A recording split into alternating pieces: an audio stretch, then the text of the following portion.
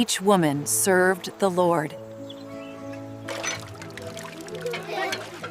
Service and sacrifice. Most people think writing a big check is the ultimate way to help others. But what if the most transformative acts of service have nothing to do with money at all?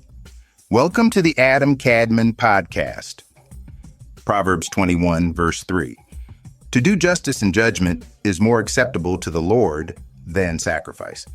Picture someone living in luxury. We're talking pool, staff, the works, who write substantial monthly checks to their church's mission programs. The flip side shows someone who completely immerses themselves, actually living among these children, advocating for them, building real relationships. The difference in impact is striking. Research shows that direct volunteer work creates lasting neural pathways for empathy, while monetary donations typically don't produce the same brain changes.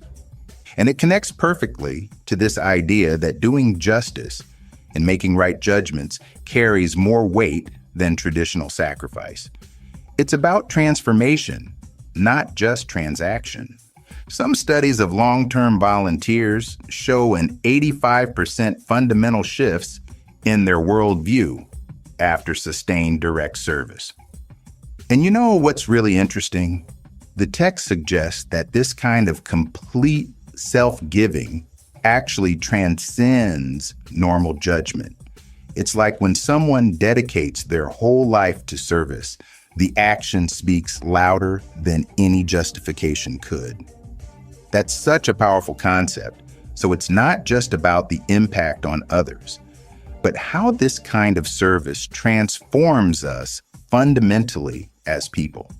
And it culminates in this compelling idea that when we give ourselves fully, we become living instruments of justice, not just supporters of it, but active embodiments of what justice looks like in practice. It's almost like the difference between throwing a life preserver versus jumping in to save someone. Both help, but one requires real personal risk. And it raises this challenging question about comfort zones. What does that say about our collective approach to service? It really highlights the gap between financial generosity and true personal investment. You know what's particularly striking? Research indicates that people who engage in direct service report significantly higher levels of life satisfaction than those who only give money, even when controlling for income levels.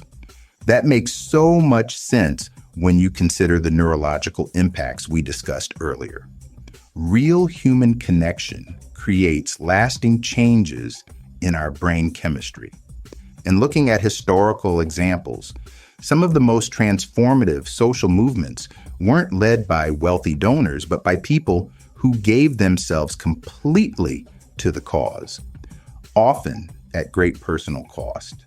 It's an important point about the relationship between personal sacrifice and lasting social change. It really challenges us to examine our own lives. Are we primarily giving from our excess? Or are we willing to give in ways that might actually cost us something meaningful? That's the key question we all need to wrestle with. And maybe it's about gradually moving along that spectrum, becoming more willing to give of ourselves over time.